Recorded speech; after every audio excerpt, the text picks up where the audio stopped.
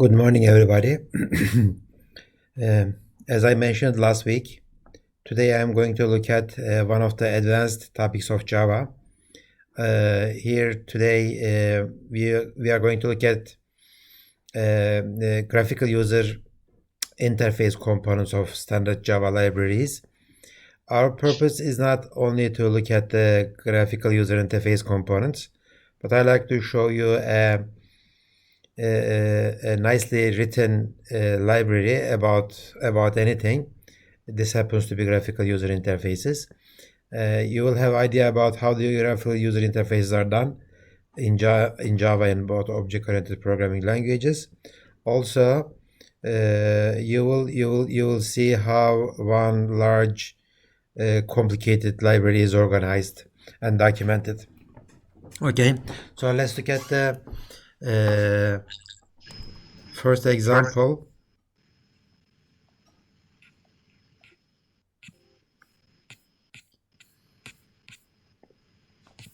Our first example will be like this. Okay, when we run our program, it will show us, okay, this window. Okay, this window has a nice frame. Okay, this is the title of the frame, title bar of the frame.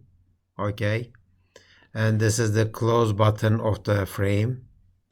Also, when you click on this title, you will get a small menu that says minimize, maximize, move, etc.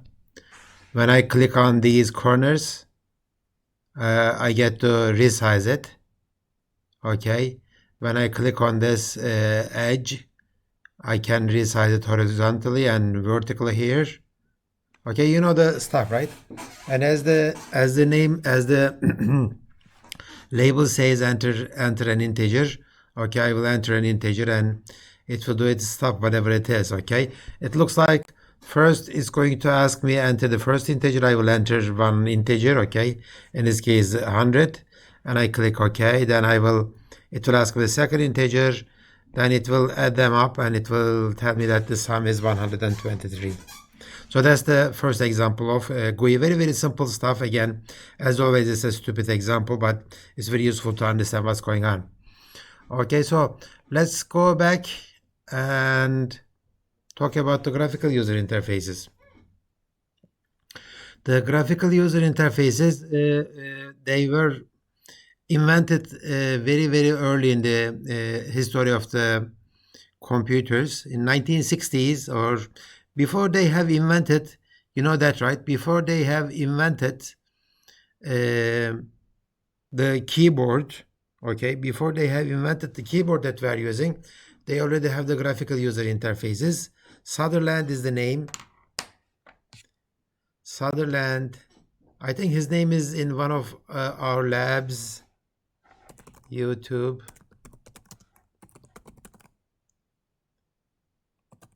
Sutherland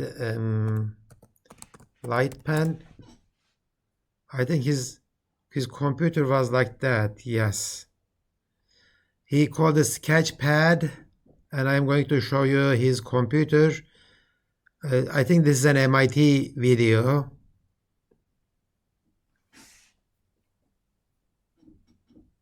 As always, my internet connection is acting up.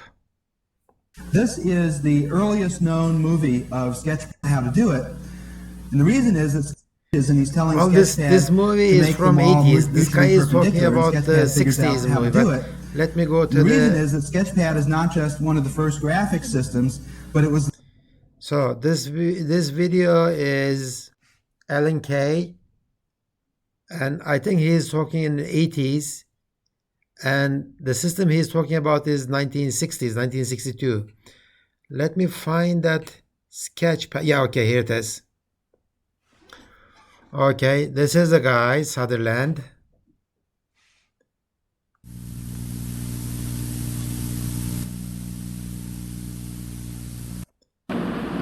But little by functional. Let me skip a little bit. A decimal point that was omitted. Okay. 1961, and it So remained this is the computer. this machine, so it would become a coherent partner in graphics, so the man can communicate with the machine. Now, how do you actually go about communicating with a computer in a graphical sense? Well, My computer frozen now. Yeah, okay. Ivan Sutherland's See, as you programs see, can draw straight lines and circles. He has a That's light about what you pen. do in the drafting equipment anyway, isn't it? That's a very good Compass, start. T-square. Okay. In order to do this, And we he can can position manipulate this bright spot in the middle of the closet. his graphics on the at a screen. desired location, and we press the button to command the computer to draw a line. It will. Okay. Sloppy He doesn't while have I'm a drawing. he doesn't have a And get a keyboard, but he precision has drawing at the those same push time. buttons. So now I'm going to draw a second line, Yeah. and even a third one. Now, in an ordinary pencil and paper Okay, drawing, so that's the idea. all we have is this particular picture. But the So computer people are understands the geometry of the drawing. Always What do I fascinated mean? with this kind of stuff.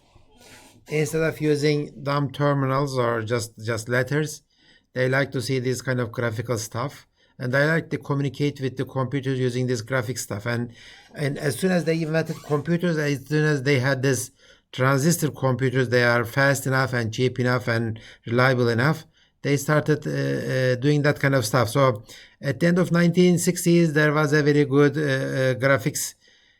graphical user interface libraries available. And later, this PC business took it up, and that's how we got what we are doing right now. Okay, so the graphical user interface, a user-friendly mechanism for interacting with an application, but writing graphical user interface programs, okay, is not that easy. It has to be very disciplined work, and you have to follow lots of rules. And object-oriented programming comes to our rescue, and it says that, okay, if you do it this and this way, using object-oriented programming techniques, you'll be fine. Okay, so basically what we do is with the graphical user interface program is, you will say that I have a frame, okay, this is my frame. Then you add your menus, your menu. Then you add your button bar.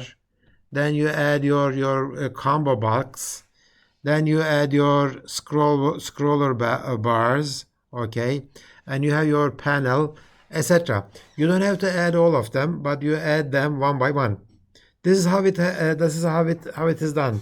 You add your graphical user interface components to your frame, okay, and they are designed to work with each other efficiently. They know each other, okay, and your task as a programmer is to find the suitable components and put them together, and you end up having a nice graphical user interface. Okay, as the name implies, it is just an interface. It is not the whole program.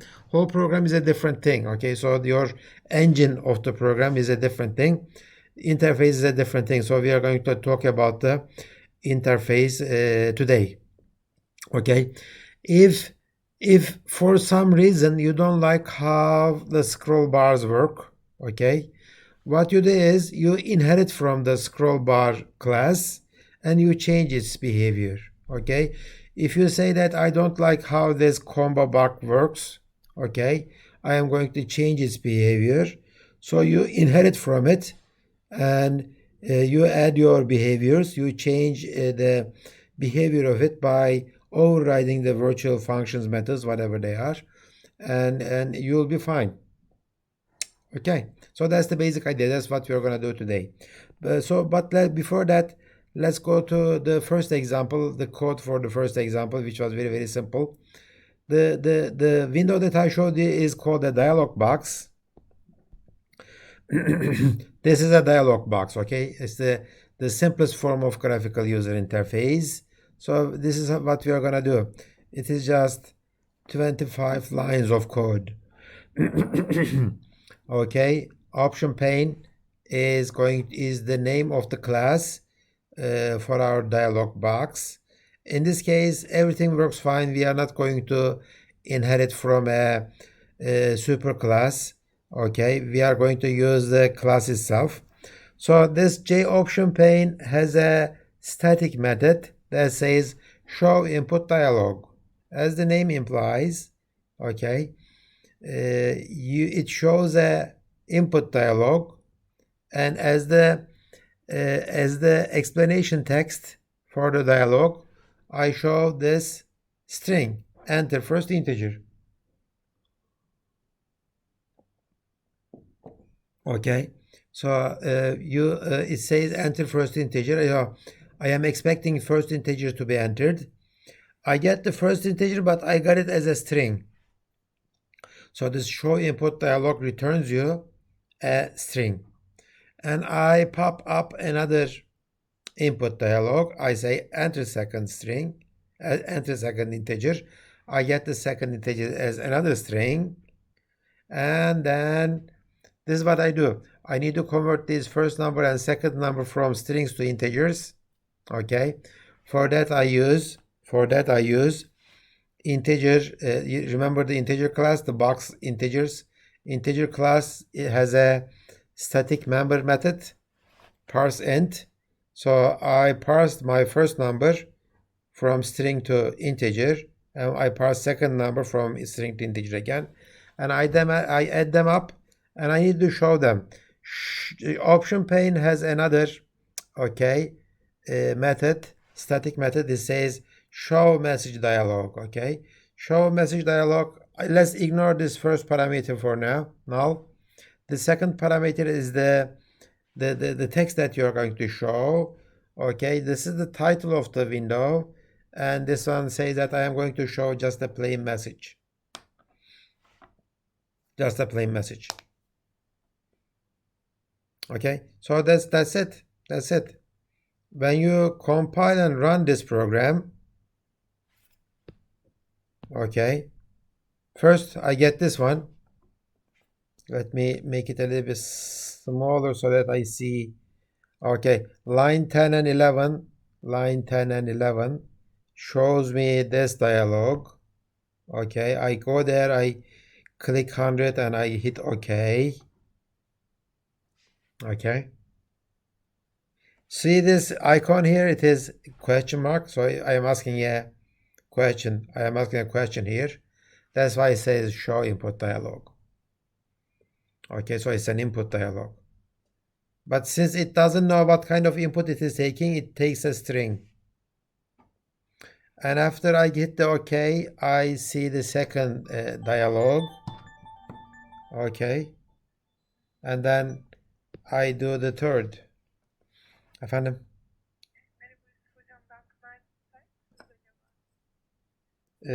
Şu anda dersteyim. Dersten sonra görüşebilir miyiz Pınar? Tamam hocam. 12.30'da. Okay, then our second integer is entered. I click OK and I get the third one. The sum is 123. Okay, so as this is as simple as this. But as you see, it is not a very complicated user interface. It is as simple as our printf scanf or printf next int stuff. Okay, we could have done these last year using C programming language without using any graphical interfaces, but this is just an example. I didn't do any component stuff. I didn't add any components, but I used just standard method calls. Unfortunately, most of the graphical user interface programming, okay, is like that. You need to remember which methods to call. We need to remember which classes to use. Of course, there are so many of them. I cannot remember all of them. So what you need to do is you need to remember the examples and go to examples and figure out how to do that and come back and do stuff. Okay. So let's do something more complicated. Something more complicated. By the way, nobody asked this, but this J option pane has some final static definitions. Plain message. Plain message means that it doesn't show any icons, but if you choose instead of plain message, okay, Instead of plain message, if you choose a question message, a question icon will appear, warning message, information message, error message, etc. Okay, so you are kind of giving more help to the user of your program, that what kind of information you are giving. In this case, we use plain message, no icon. Okay, so as I said before, writing graphical user interface programs means that you use appropriate components and you plug them in. Okay, you say that I have a frame, this is my first component, then I am going to add a menu item here, and then I am going to add an OK button, a cancel button, and maybe I will add a pane to enter text. Okay, each one is a component.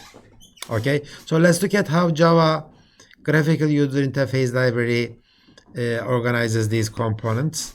Okay, at the top we have the Swing GUI components under Java extensions Swing. Okay, these are pure Java components, Java foundation classes.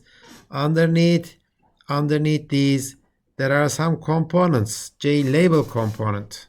Okay, label means just text. Okay, some standard text. There is text field. Text field means that it's a field where you can enter some text from the keyboard. Okay, so in this case here is a text field. This is a label.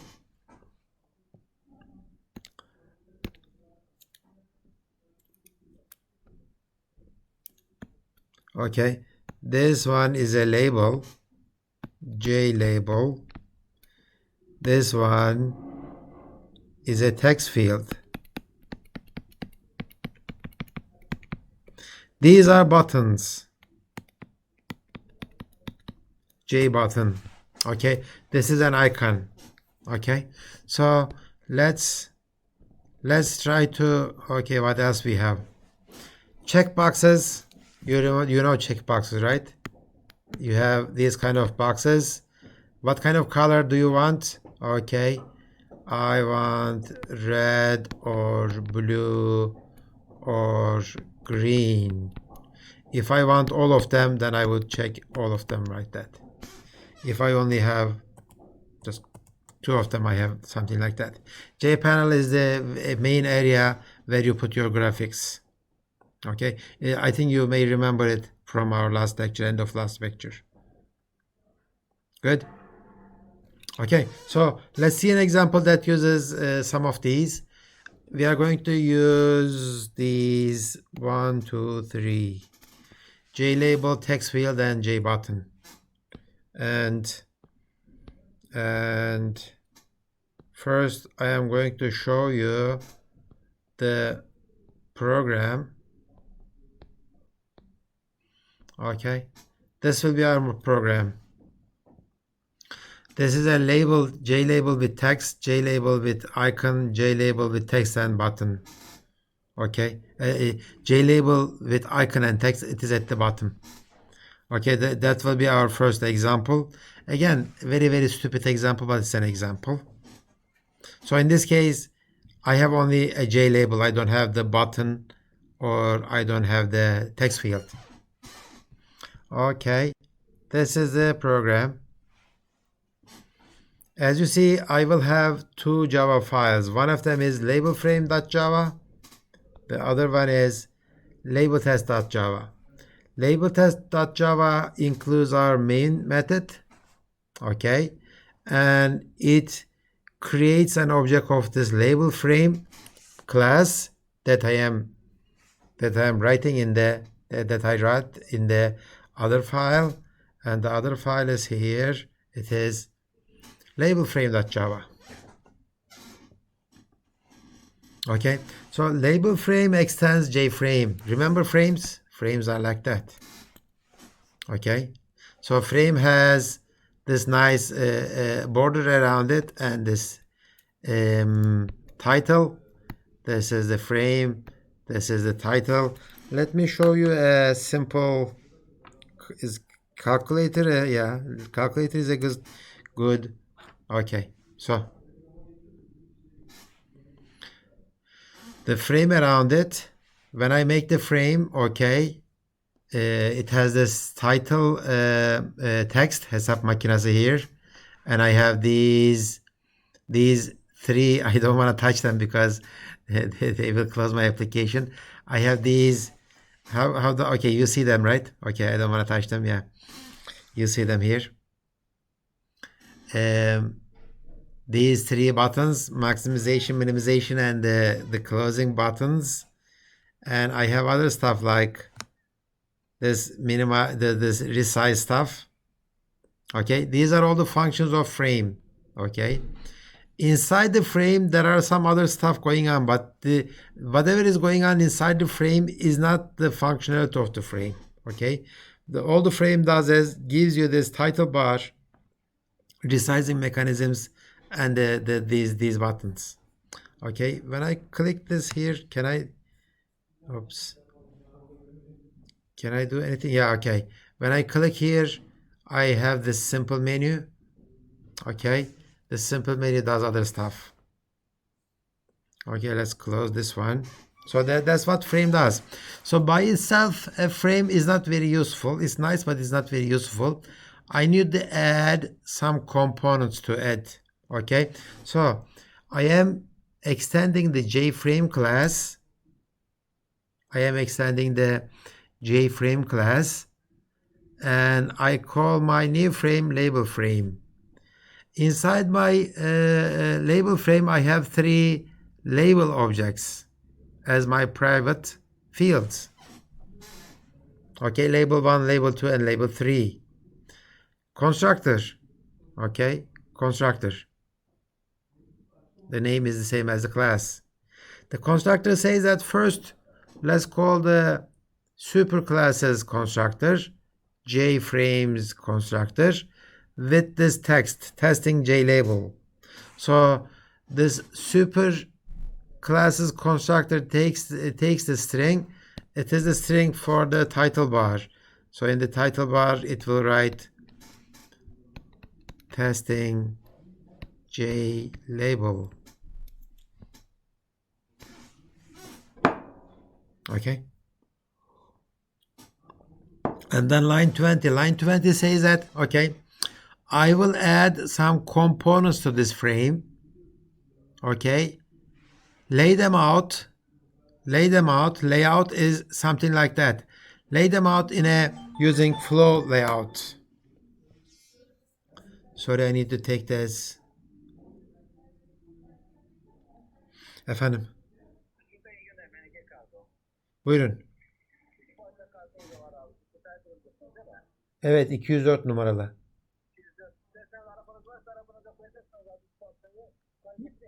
Yok, yukarıda, burada kalacak. 200. Evet, en üst kat. Teşekkürler. So flow layout says that whatever I am going to put them one after the other in a vertically organized way. Okay, so there are other ways of laying out your components, but this one, whatever I do, it will do it like first component, second component, third component. So it will be organized like that. So that's what flow layout does. So when I show you the other examples of flow layout, you will see the difference. And then I make my first label, Jlabel, label with text. Okay, label with text, and I assign it to this my private field, label 1. Okay, and then I set its one of properties, set tooltip text. What is tooltip? Does anybody know what tooltip is? Does anybody know what? Info. Somebody said something. Mouse over info.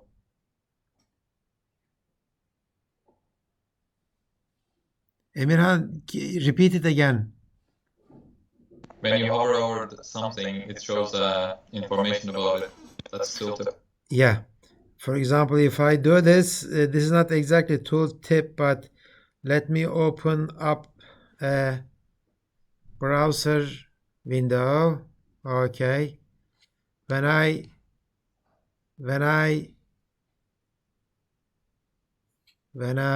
do this, see there is a text appearing, batch link downloader, or here it says uzantılar. Okay. Or when I come here it says yeni sekme. These are all tooltips. Okay.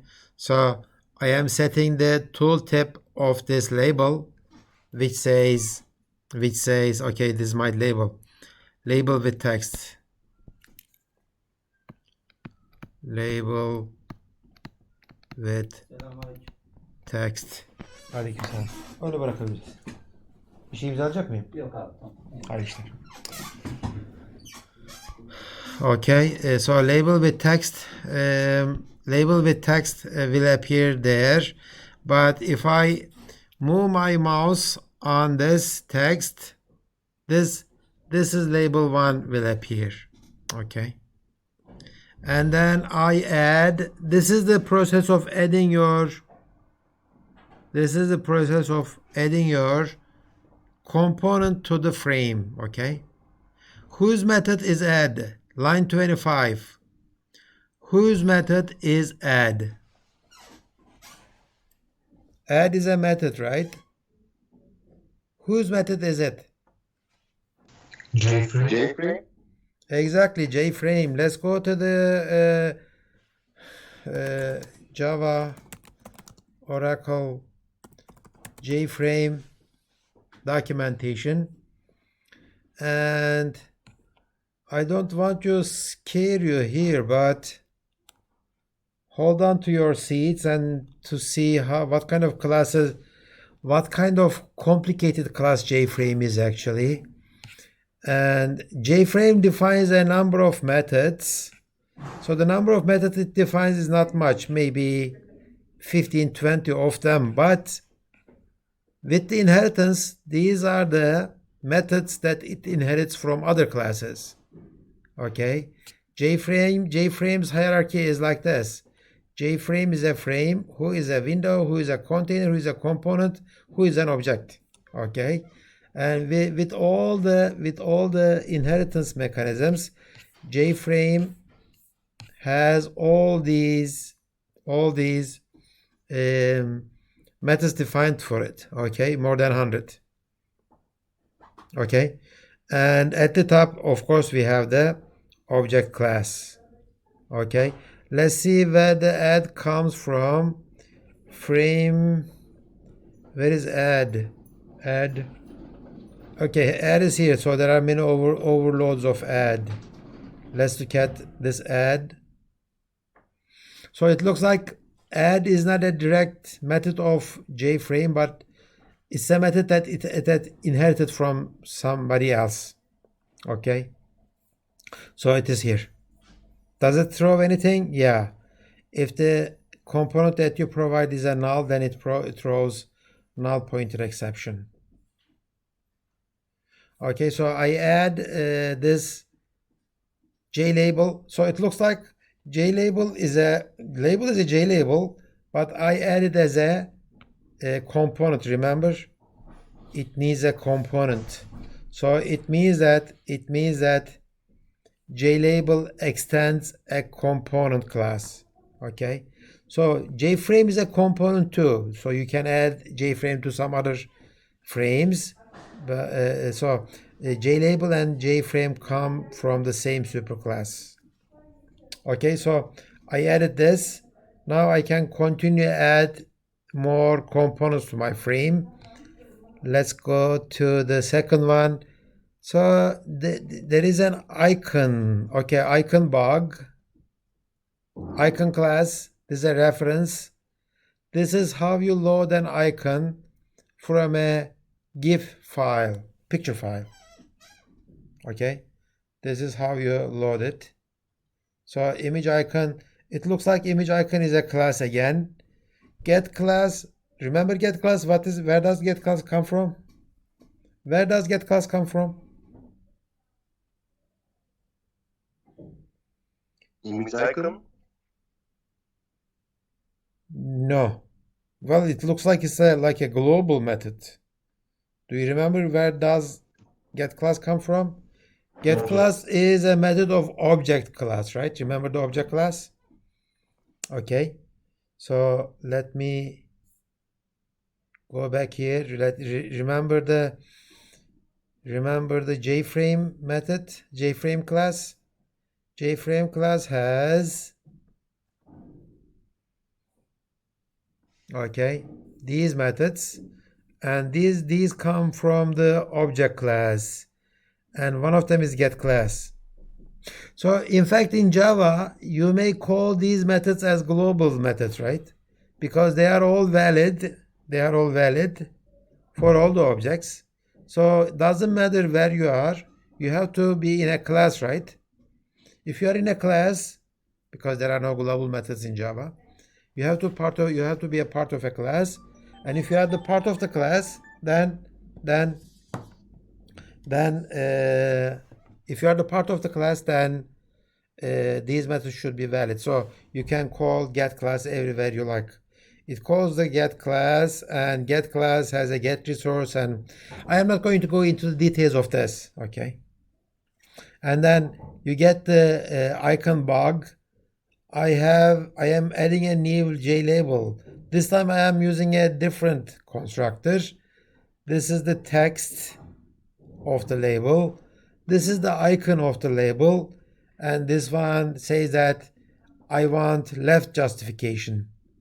Okay, put it on the left side of my window, line 30. Okay, I'm again setting the tooltip of the text, and I add the label again. Okay, I add the label again. So this one will look like this. This is the first one. This is the second one. The second one says that label with text and icon. So my icon is bug icon, and the icon will be on the left. Okay, and the third one will be this one. Let's look at the third one. Third one, again, I make a new label without any parameters for the constructor now. I am just using different constructors. And after you make the label, you set the text, you set the icon to bug again, and horizontal text position is at the center of the window, vertical is at the bottom, and tooltip text is this, and I add the label again. So this ends my constructor of this class, and I don't modify anything else with my new label frame. Okay, I made a frame. It has 3 new components. The first one is 3 label components. The first one is this. The second one is label with text, this one, okay, and the third one is label with text, and I think the icon is at the top. So this is my new frame. So all I need to do is make an object of this label frame class and make it visible, and I will do that in a new class. Okay, label test.java. Label test.java makes the new objects of this label frame, and say that, okay, I'm saying that your size will be 275 by 180. Okay, so rectangular size. You are visible now. If you don't make this visible, then nobody is going to see it. And the set default close operation is close. Just if somebody clicks on this, what should I do? Ignore it or close it? You are saying that close it. Okay, then line 13, my program, after I execute my program, after I execute my main method, after line 13, my program doesn't end because this window lives. After your main ends, in all the programs that we have written so far, when the program ends, the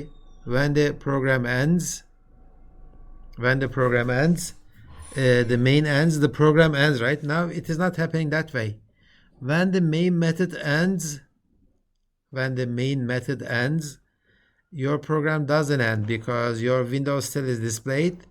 This will be displayed until somebody closes it by clicking on this button or by going to the operating system menu or operating system task manager and find the application that you have written here, okay, and then click on it. Where is my okay, these are my applications, and I can say that, okay, just end this, okay. I am closing this program. Oh, what did I do? Wasn't that the Windows Explorer? Did I? Oh, I don't want to. How am I gonna switch back and forth now? This one there. Yeah, that's bad. This one? No, doesn't work. Okay. I lost my Windows Explorer. I shouldn't have done that. So let me. Okay, I will fix this during the break. I am going to switch between them now using my old way of doing it. Okay, so don't close your programs using the program manager, okay? Always close them using their interface stuff. Okay, good. So let's go back a little bit and try to understand what we did, okay? So this is when you run program, you will get this. If I hover over the labels, I will get the tooltip, and that's it. That's it. Let's go back and let's try to understand what we did. Okay, so in my Java classes, I have the component class, okay, which is just the extends the object class. Then I have the container class, which extends the component. Container extends component, and JComponent extends container. I am not going to go into the details of how they differ, but they have several differences, specializations, and each of them defines lots of methods, lots of functionalities. Okay, so in order to understand all of them, you need to look at this hierarchy, okay, and you need to go there. Let's look at this component stuff. If you go to the component, okay, so with the component you have these methods. Most of them are not very easy to understand for you right now, but they are really not that difficult. Okay, many of them are deprecated. Let's try to understand this one. Is displayable. Determines whether this component is displayable. Okay, sometimes you don't want your components to be displayable, just they are hidden. So this is asking this one. Okay, it's showing. I mean, this one says that it's showing. Determines. I mean, is my component showing right now? Maybe it is hidden behind another window. Maybe it is minimized. Okay. So many of them are deprecated, old versions of Java. Okay, so as you see, it is not that easy to understand all of them. So you need the documentation. That's why documentation is so important. Documentation is so important. Using just simple header files will not do it. Okay, you need a way of organizing your documentation like Java, using something like Javadoc. Okay, so that's the component, and other classes such as container or frame are as complicated as component, and you need to be familiar with them, but nobody's expecting you to remember all the details of such complicated classes. I'm just showing you these just to say that, okay, there are these kind of designs in Java many other classes, many other libraries include these kind of complicated hierarchies, and it is fine to use them. I mean, this is very difficult to remember all of them, but it is easy to use them. Why? Because of object-oriented programming techniques. Okay, all you need to do is just I am making a new frame. I will extend a new class. I inherit all the functionalities, all the methods, but I am going to use only one of them. Okay, in my case, I only implemented a new constructor for my frame, and that was it. I didn't change anything in my Jframe, right? So I used this whole complicated library in a very small, with a very small modification, and I don't have to know the details of rest of it. So very nice object-oriented way of writing programs. Okay, let's go back to my slides. Sure, can I ask a question? Sure. Does this print component method callback method? Which one is a I didn't talk about the callbacks yet. Kamil, when the time comes, I will talk about it. So print component is the component class method.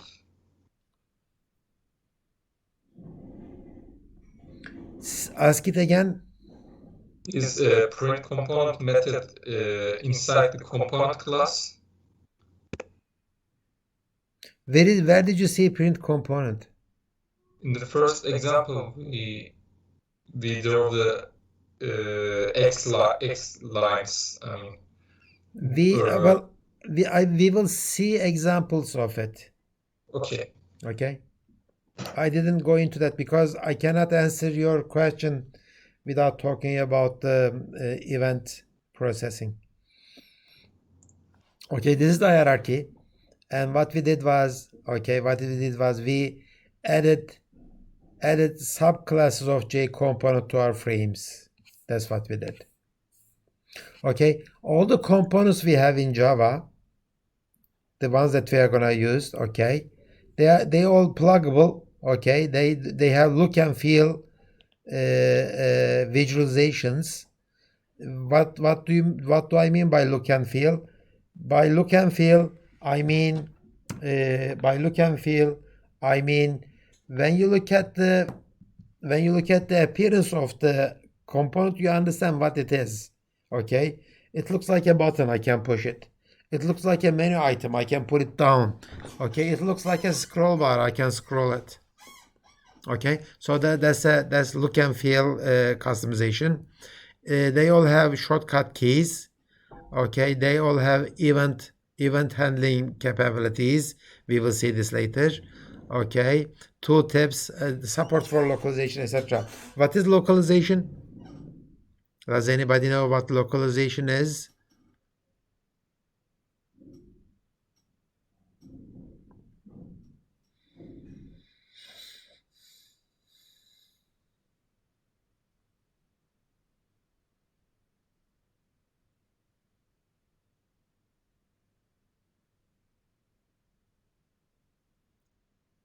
What is localization?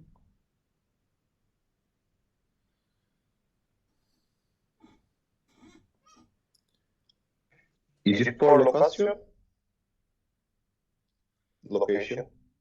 Yeah, so but what is location then? Translations.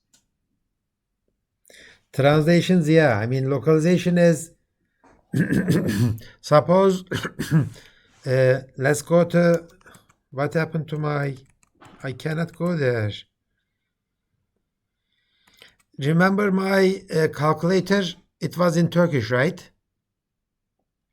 Do you think Microsoft develops Turkish calculators and English calculators and British, German calculators or Taiwanese calculators? No. They develop only one calculator, okay? And then they use localization techniques to change the text of the buttons and the menu items and the texts, okay? So you don't change, okay, when you write your application, you don't change your application to make it a Turkish application. You only change the strings of it. This is called localization. Your application stays exactly the same, only the strings are changed. So all these Java components support localization. That means without changing your application, just make it localized. It is good for a local usage now, for Turkish usage or the German usage or the Italian usage.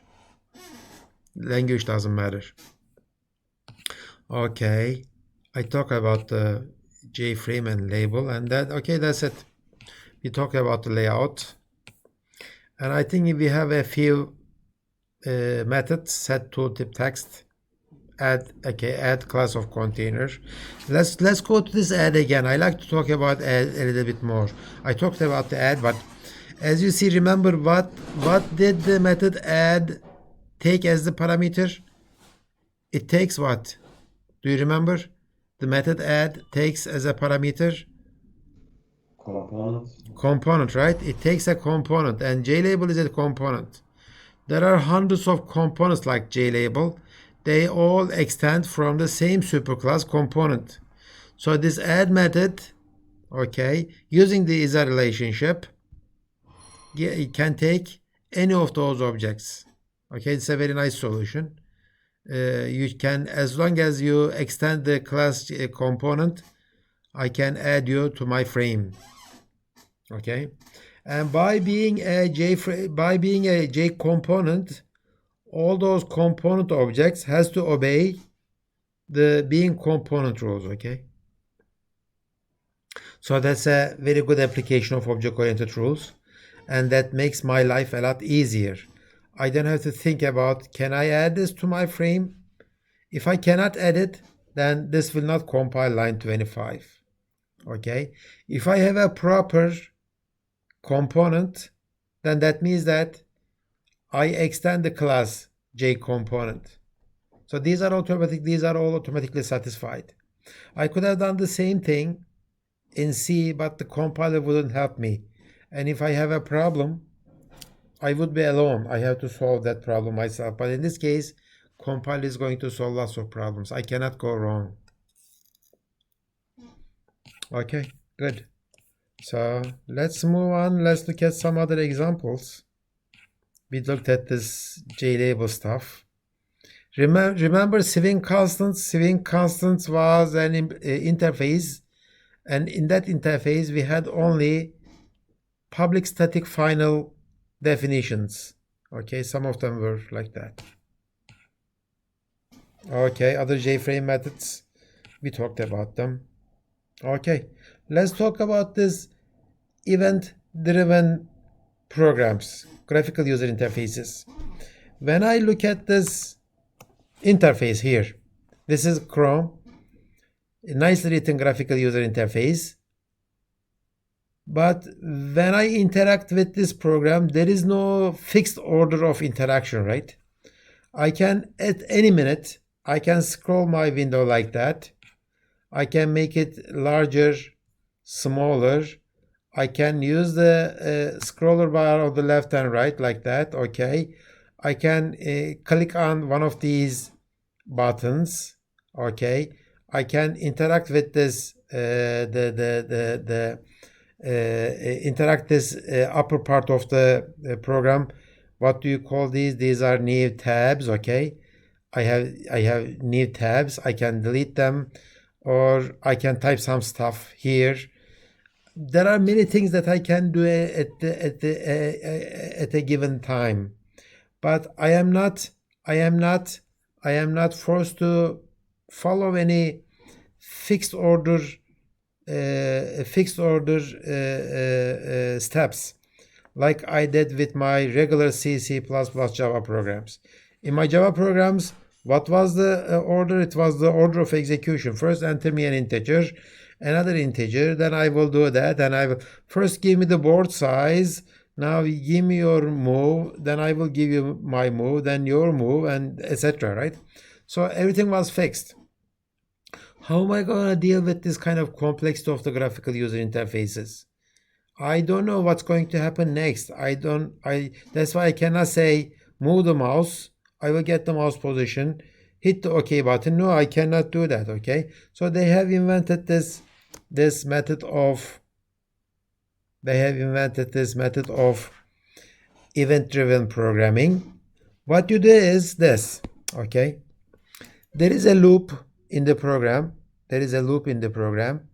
That says collect events.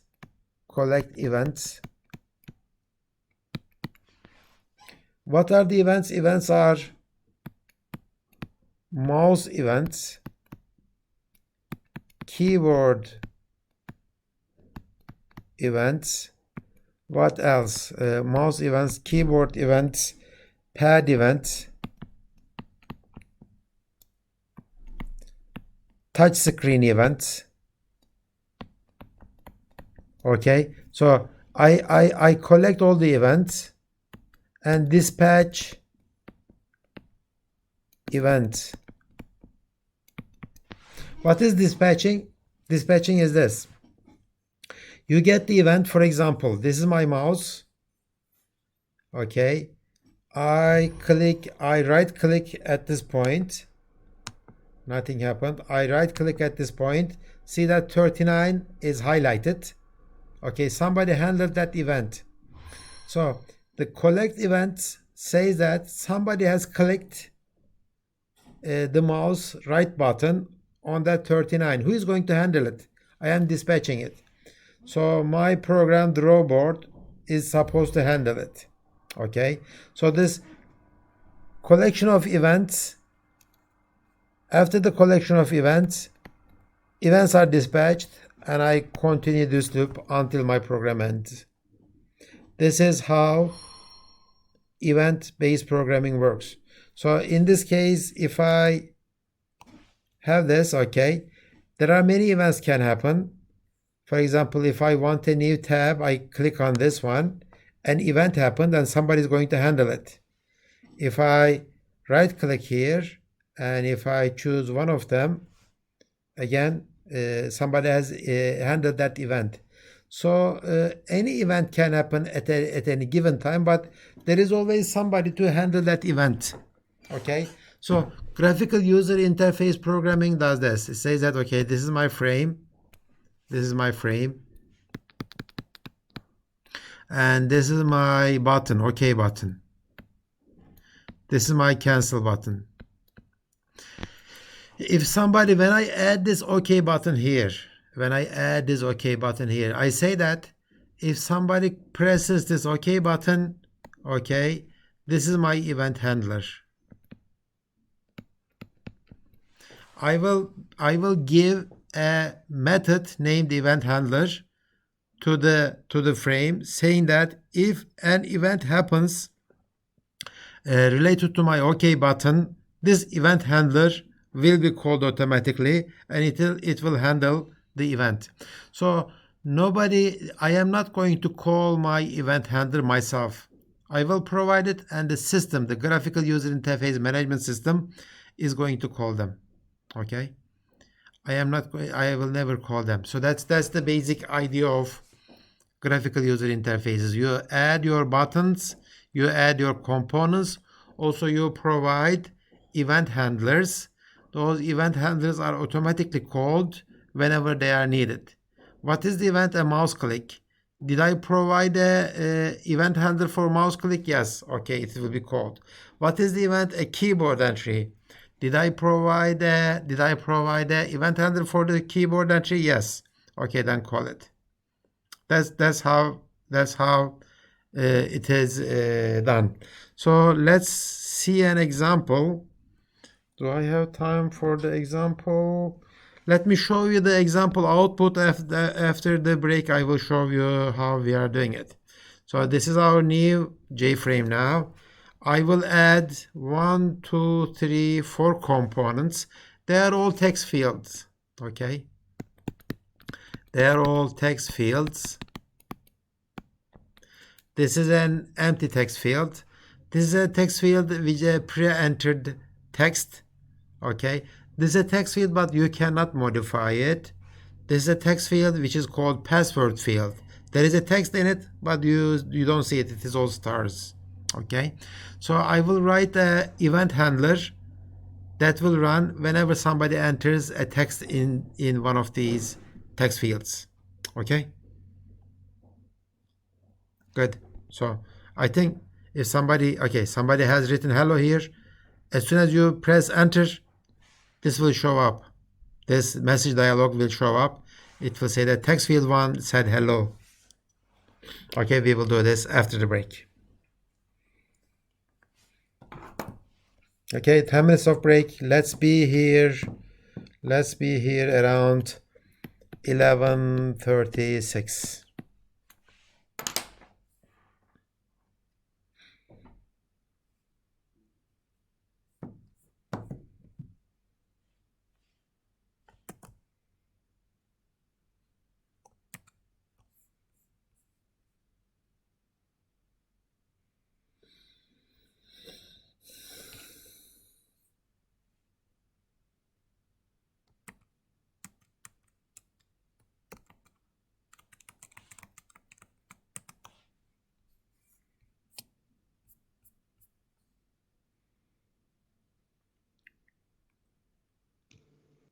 Hocam sol üstte dosyaya basarsanız oradan oluyor aslında. You mean this? Yeni görev çalıştır. Explorer yazınca açılıyor tekrar. Yeah, I got it. Okay, thank you. So never kill your explorer then.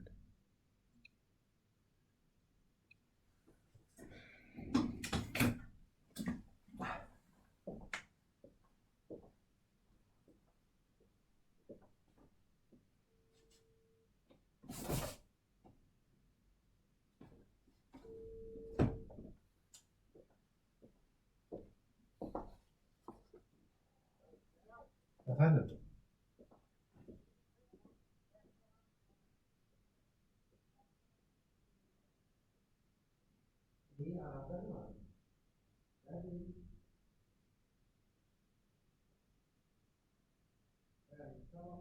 Çok da acelesi yok. Yani ben oradaki adamlara var mı yok mu diye sormak istiyorum. Tamam, sağ olasın.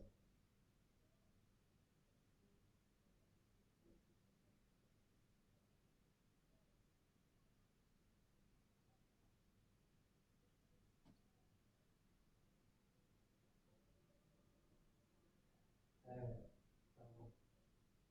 Oldu, sağ olasın amca.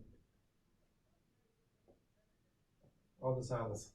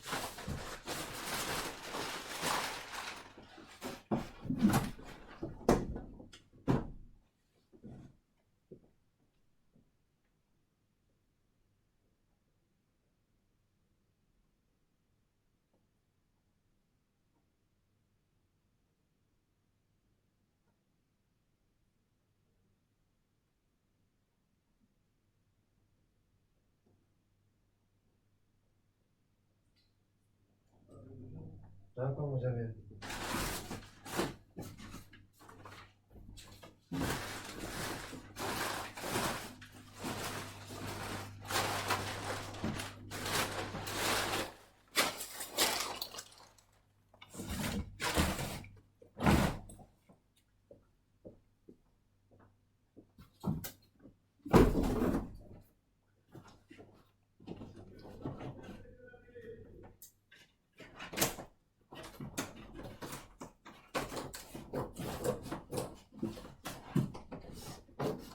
yapayım borcum diyeceğim ama borcumuz ne kadar nereye yatıyor? Bana bir IBAN gönder, sana 200 lira borcumuz var, onu verelim. Nasıl vereceksin?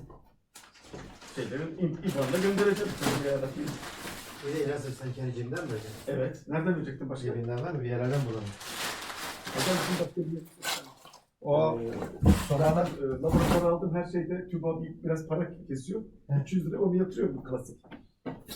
Ha, zaten vereceğim. Klasik yapıyoruz onu.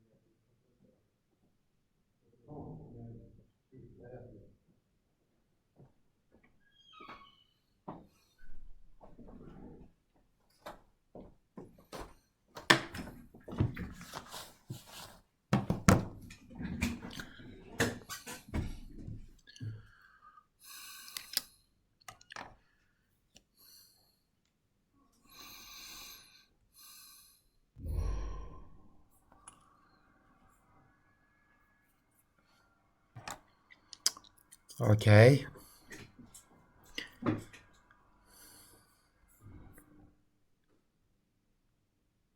So this is the output that we are gonna see when we run this program. Let's see the program. As you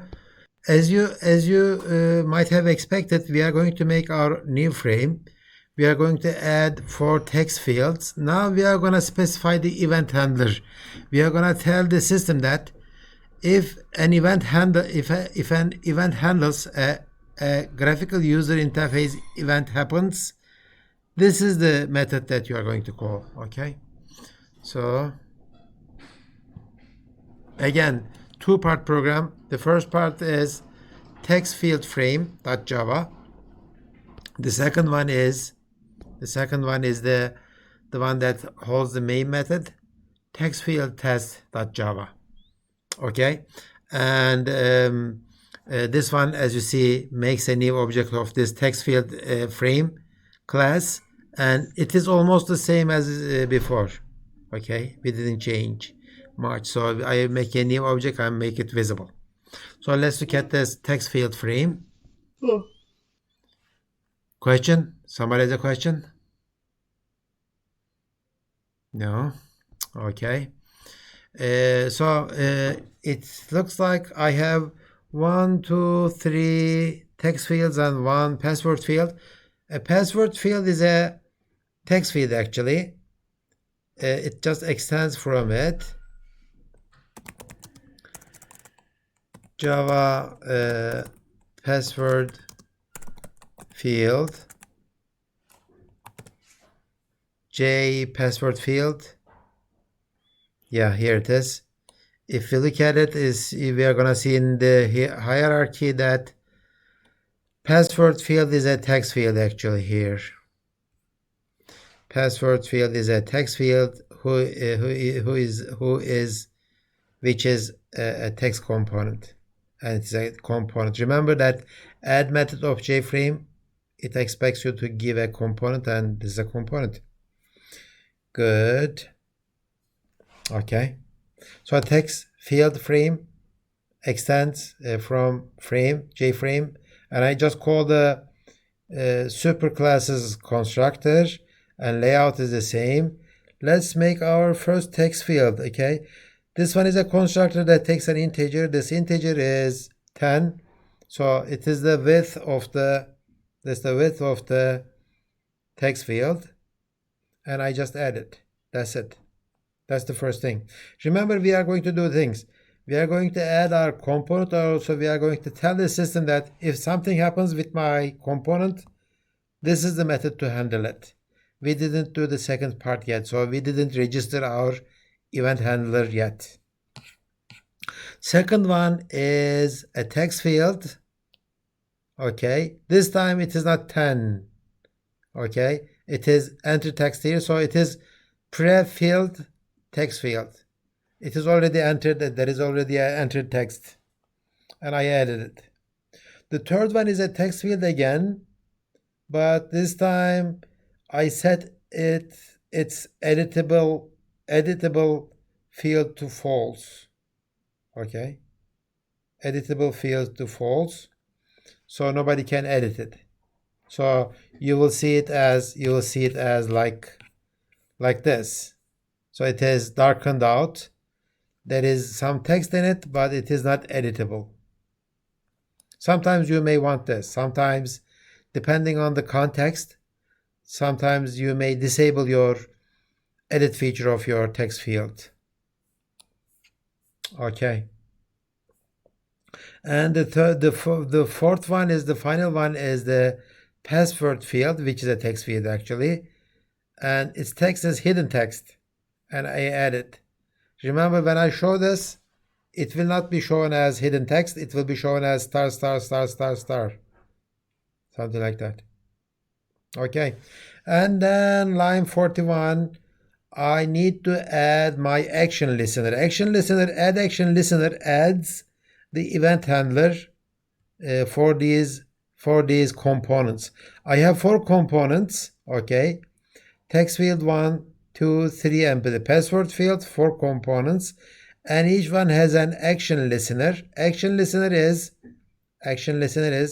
if something happens with my component, okay, this handler will handle it. What is handler? Handler is an object of text field handler, which is a class that I am writing right now. Okay, so text field handler is an inner class. It's a private inner class of my class text field frame. Okay, and it implements this action listener. Okay, action listener as we say implements here is an interface. Okay, and this action listener defines this method action performed. This action performed is called whenever a keyboard action happens with my text fields.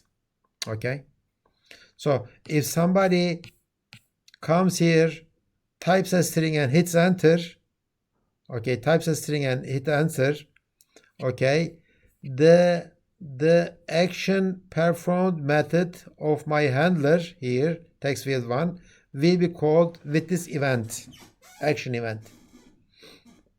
Okay, so I will never call this action performed myself. Okay, I only provide it to the system. It will be called automatically. This is kind of counterintuitive. We never did anything before like this. Okay, whenever we write a method or function, we always call that. And in fact, we never called our main method or main function before. We knew that operating system would call it. We knew that. Now it is almost the same idea. We are writing a function or method, and we are not going to call it ourselves. Somebody else is going to call it inside that event loop. Remember my event loop? There is an event watcher. If there is an event happening, then that event is dispatched to the appropriate event handler. What I am doing is just providing an event handler for my component. In this case, my event handler will handle only the keyboard events for my field. No mouse events will be called. Okay, no mouse events will be handled with my event handler. Okay, so my text field handler implements this action listener. Okay, and this action listener has to implement this action performed method so that it is not an abstract class anymore. Okay, because inside this action listener you have to implement this action performed method. Okay, is this clear now? I didn't look at the implementation of action performed right now, but that's another detail. We are going to look at it. But for now, it is important to understand. Okay, it is important to understand that you need to register your event handler to the system. So how do you do that? You would say that, okay, my action listener is this handler. Okay, so let's look at this action performed method, how I am implementing it. So it takes this parameter from the graphical user interface. This parameter action event, okay, action event is it carries information about the event that happened. Okay, I get the event and I am going to look at this event. Let's look at what action event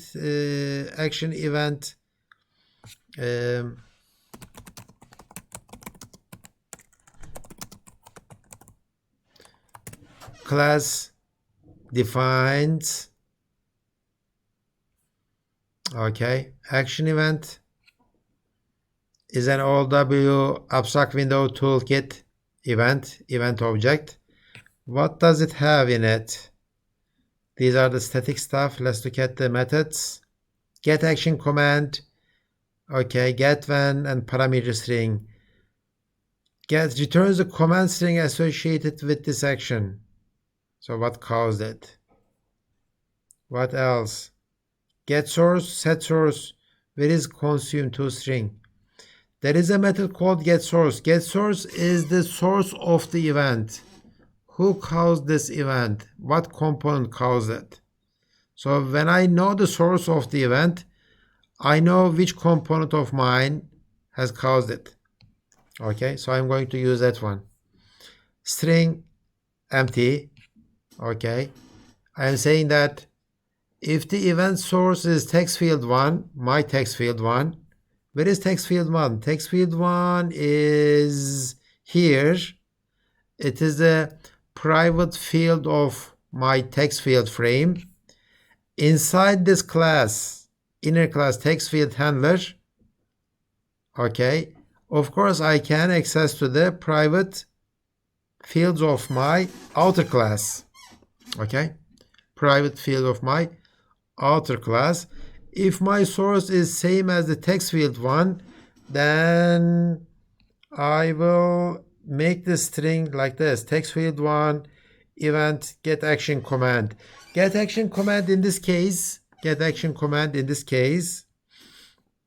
okay, it will return the string associated with this action. What is the string associated with this action? It is the string that I have written here. Well, if I have written hello, okay, so get action command will return that string. So I will put that string inside this string, and my string is now text field 1 and get action command. Okay, that's it. And else, if my source is text field 2, so why am I checking if it is text field 1 or 2 or 3 or password field? Because I use the same handler for all the text fields.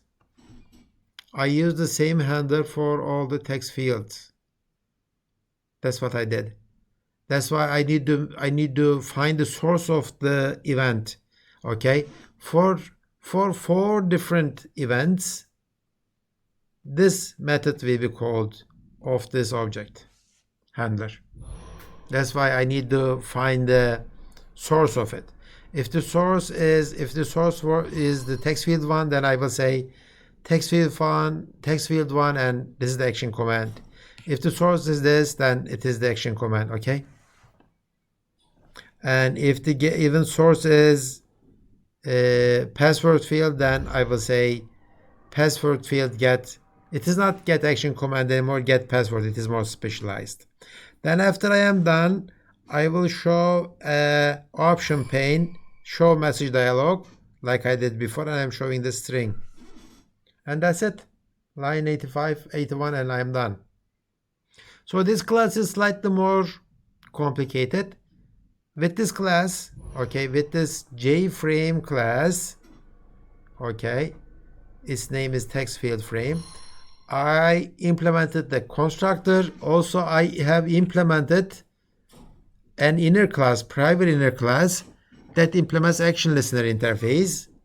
Action listener interface defines a method called action performed, which takes an action event parameter, and in that parameter I will find all the necessary information to understand what happened with my component. It may sound a little bit complicated. How am I gonna remember all this stuff? This is so detailed. Yeah, you are right, but I am not expecting you to remember all of them. Okay, all you need to remember is there is this event handling mechanism. An event happens and somebody has to handle it, and what you are doing is you are writing your graphical user interfaces as a Jframe.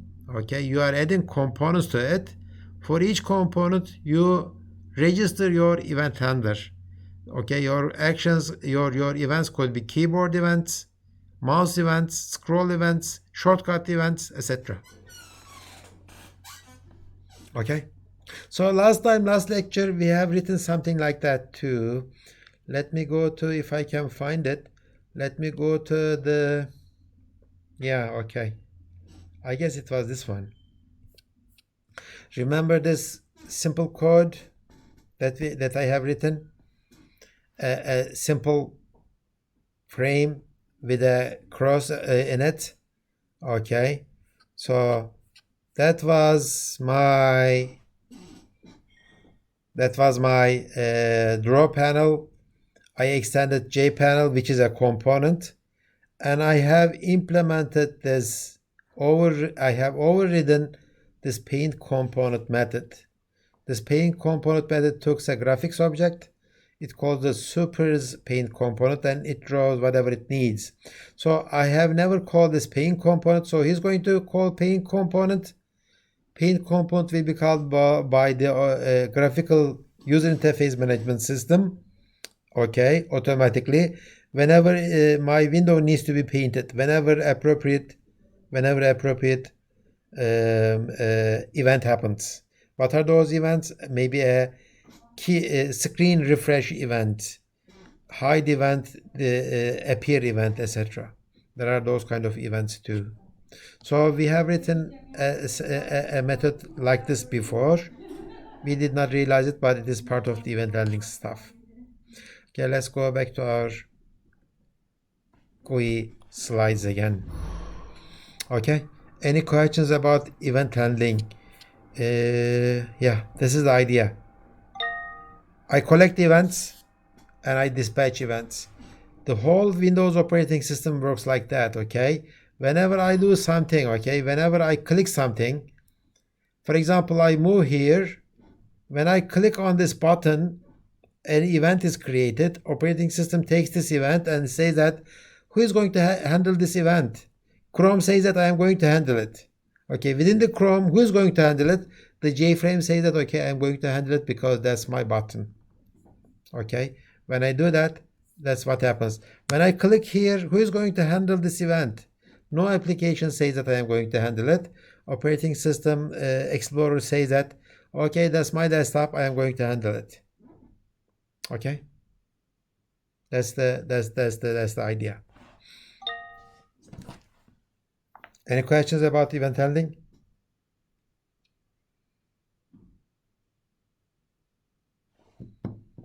Any questions about event handling? Again, this is, I mean, the sequential execution of the programs. That was the logic that we were teaching you.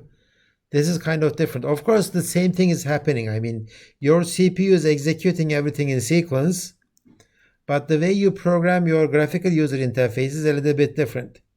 That detail is hidden from you. All you think about is now providing components and writing daily event handlers. That's how you should think, okay, in this graphical user interface programming. Okay. If there are no questions, let's see some more components and their event handlers. Okay. Okay, now you have seen an example of private inner class, and that private inner class accesses the private fields of the outer class. Okay, private fields of the outer class.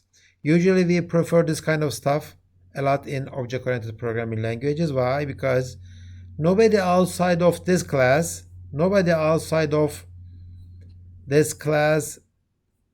text field frame, okay, needs to know about this text field handler. So we hide it inside this class, outer class. Okay, and I use just a simple instance of this class with the new operator, and I register my handler to all of my fields, text fields. Good, I will move on if there are no questions. Okay.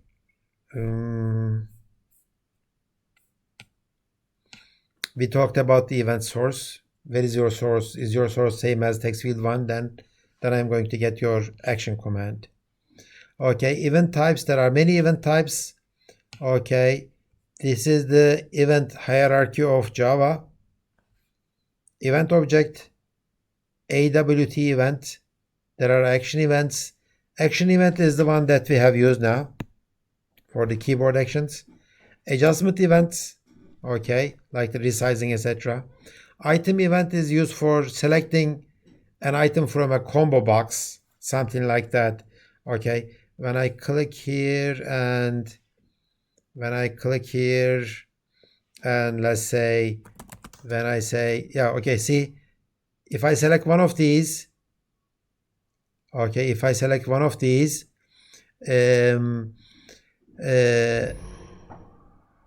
an item is selected. That's called item event.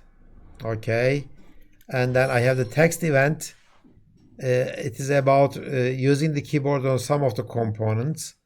Then I have specialized component events like the focus event, paint event, window event.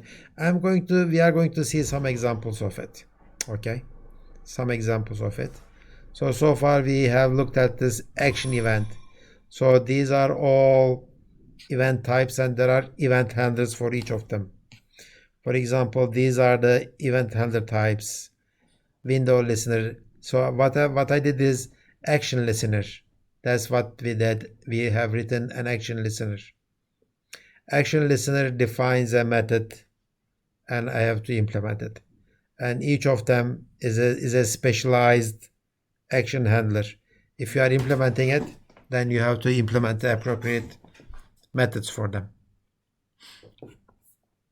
Good. Okay. I am not going to talk about the details of the event handling, but each component has a event handler for different types of events. Keyboard events, resizing events, keyboard, mouse events, pad events, and etc. Okay, let's look at this JButton stuff. Let's try to add some buttons to our graphical user interfaces. Let me show you the hierarchy.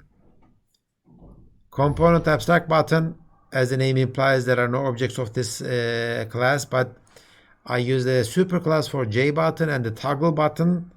Okay, and I'm going to show you some examples of these: JButton, checkbox, and radio button. Show you the first example. This is my application, graphical user interface application. I have two buttons here, a plain button and a fancy button. Plain button is just a button when you click on it, it just goes in and it comes back out. Fancy button is a button, but it has an icon on it. Okay. When you go on there and click on this one, you press the play button, I will get. And when you go there and press this fancy button, I will get another dialog box, fancy button. Okay, let's see this one. So just let's try to imagine in our heads what we are going to do. we will extend the class Jframe again. We will add 2 buttons, and we will register 2 event handlers that will handle the push button events. Okay, that's what we are going to do. So the main part is very simple. Button test. Okay, it will make a new object of button frame, make it visible, and that's it. The important thing here is how we implement this button frame. Let's go to buttonframe.java. Buttonframe.java includes this implementation of this class. Okay, we are extending the button frame, and I have 2 buttons, JButton and JButton. Button frame, first do this, call the superclasses constructor, and do this stuff.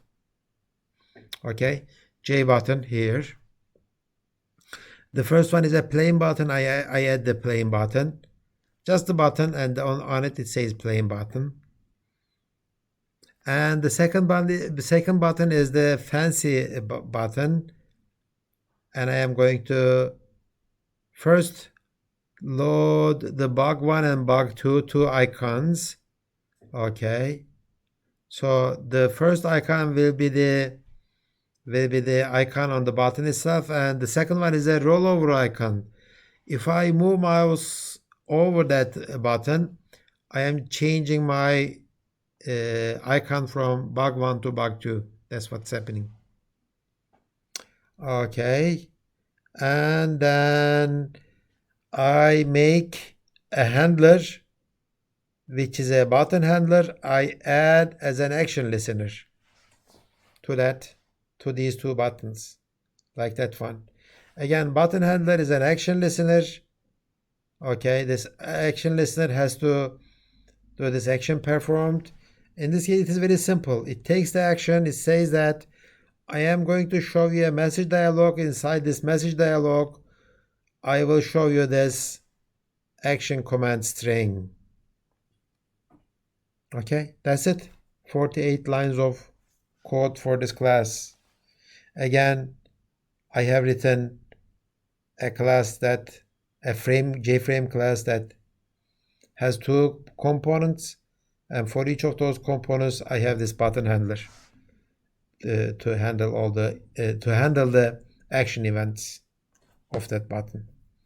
Buttons are specialized, so when you click the button, there is a separate action for it, and it's called the action event.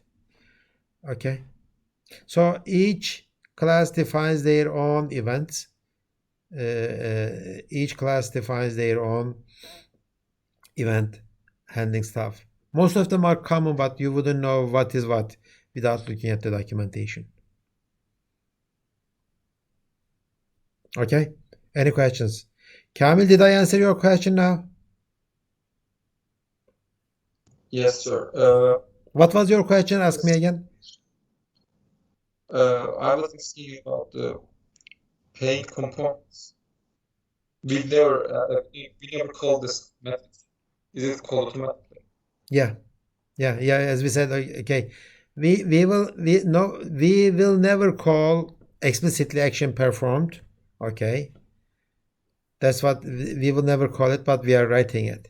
Okay, and we make a new button frame in our main method, but all the methods of this button frame will be called automatically by the graphical user interface stuff. You just make them ready. Okay, basically that's the idea of graphical user interfaces. You say that this is my frame, these are my buttons, title, this is my menu. Okay, this is OK button. You add them in, all of them. Okay, you say that this is my method M1 to handle the actions, method M2 will handle the actions, method M3 will handle the scroll bar actions, method M4 will handle the menu actions, etc. So that's what the graphical user interface programming is. You add your components and you provide your event handlers.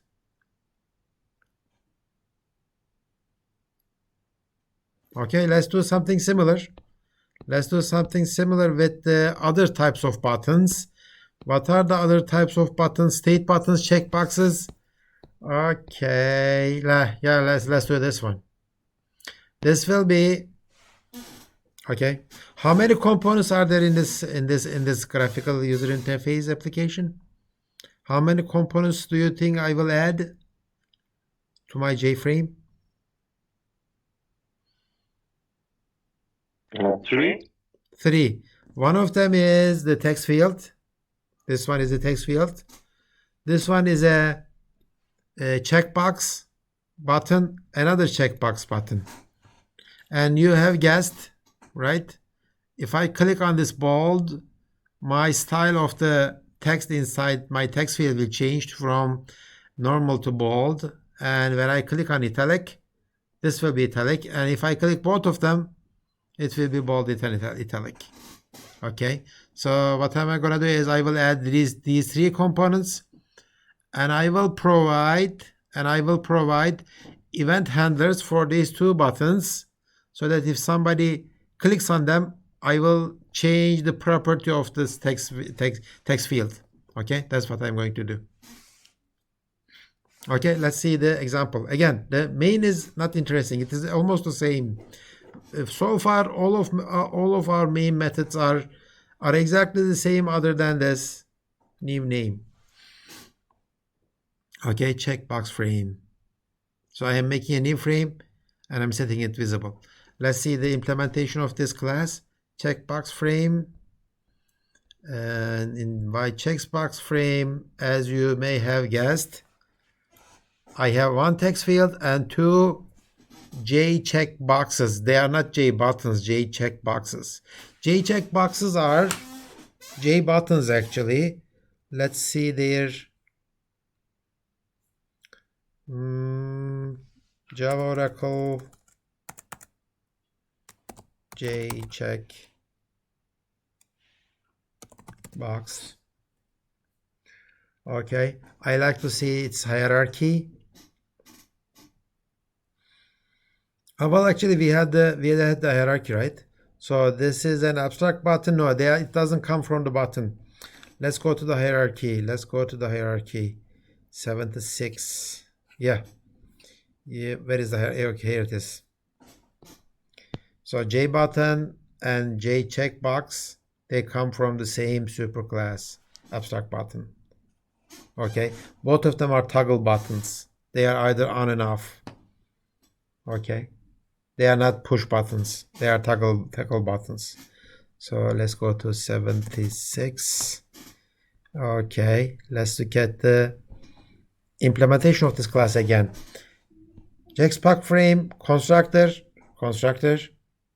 Okay, call the super constructor, flow layout. Okay, make a text field. Line 25, we did not see this before. What we are doing is set font and new font. It is type of the font, and it is the plain font. It's not bold or italics. Okay, and its size is 14.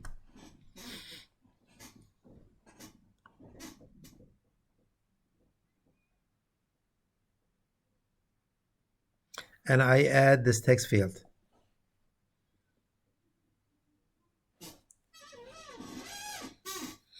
Okay, so that's it. And then I have 2 checkboxes. One is for bold, one is for italics. Okay, and I add them both. Okay, so far line 35 out to line 35, 31. Everything is fine. I added these 3. I did not do the event handling yet. Okay, I am not going to do anything about the event handling for the text field. Why? Because I am not interested in what is written inside this text field. All I am interested in this application is what are the states of these 2 checkboxes. Are they on and off or off? If they are on, then I am going to change the property of this text field. It's not going to be plain anymore. It's going to be either bold or italics plus bold. Okay, so that's what I'm going to do. Okay, so let's look at this event handler of these checkboxes then. Okay, new checkbox handler, and I add item listener. See, this is not action listener anymore, because unlike the JButtons, checkboxes, okay, use the item listener action mechanism, not the action handlers. Okay, so this is how they designed it. This is how they designed it, and this is a library decision. Okay, I cannot say much. Okay, so this item listener has to be implemented by this checkbox handler so that add item listener can work on this handler.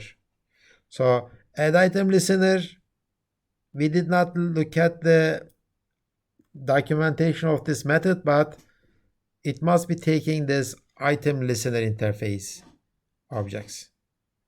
Okay, so this is the implementation of that method. It says that, okay, I have font is a class, Java class, of course. It looks like there is a static public field inside font named plain. It's an integer. Okay, so item state changed is a method of item listener. Okay, and it takes an item event. It's not action event anymore, it's an item event. Okay, an item event has a get source. It is not coincidence that action event and item event has the same method get source. Why? Because they are coming from the same root, same superclass, which is the event class. Okay, if event get source is bold J checkbox, which is this one, then I ask the bold J checkbox, are you selected? Okay, if it is selected, my value bold will be font.bold, otherwise it is font.plain. Let me tell you about this font plain and bold and font.plain and font.bold, and my guess is plain, my guess is, well, this is an educated guess. I think I looked at the definitions before. Plain is, I think, 0, bold is 1, italic is 2, underline is 4. What other font types, font variations do you know? Bold, italic, strike through, strike 8. You understand this thing, right? So it is, let's say I have 4 bytes or 8 bits for this field. So 0, 0, 0, 0, 0, 0, 0, 0 is plain. For 1, it is like that. Okay. For 2, it is, so it is like bits, right? So I am specifying each bit. Why did they choose it that way? Because if you use the operator or between this one and that one, then you are gonna get 8 plus 1 is 9. So I can do it both bold and underlined, right? So that's what I'm doing is value bold is going to be either bold or plain, depending on bold J box is selected or not. So my event handler is running. If the source is bold J box, then I am changing my value bold. If the source is italics, then I am changing my value italics, which are both integers.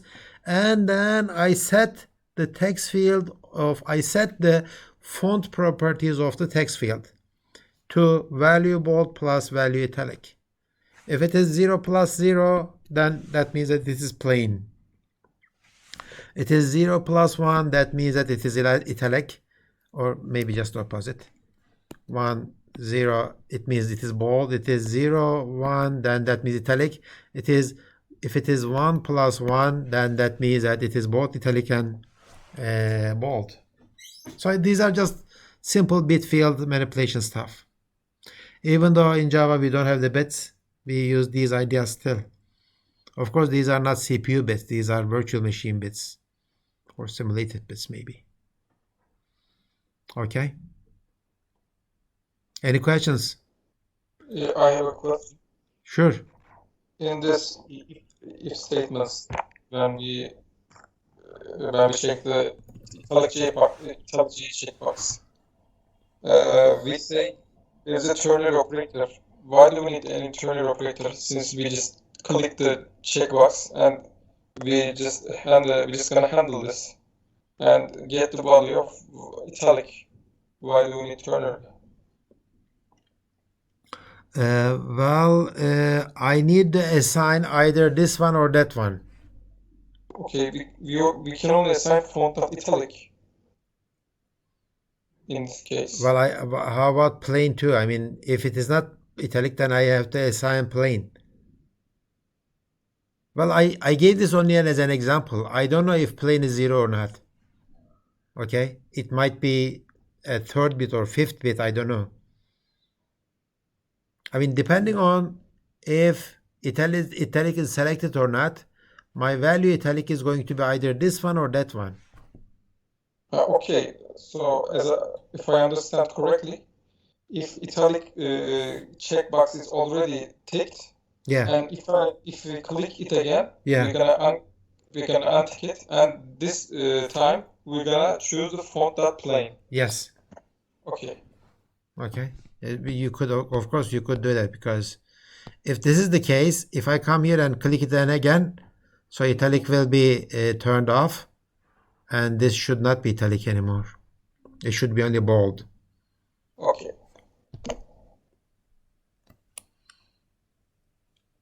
Good. Any other questions?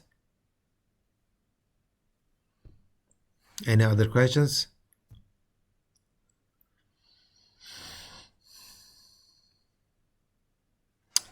Good. If there are no questions, then I will continue and I will show you some other components and their event handlers with the remaining 2 minutes of time.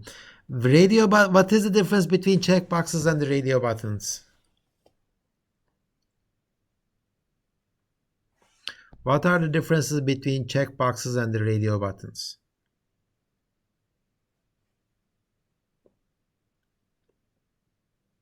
Does anybody know? These are the check.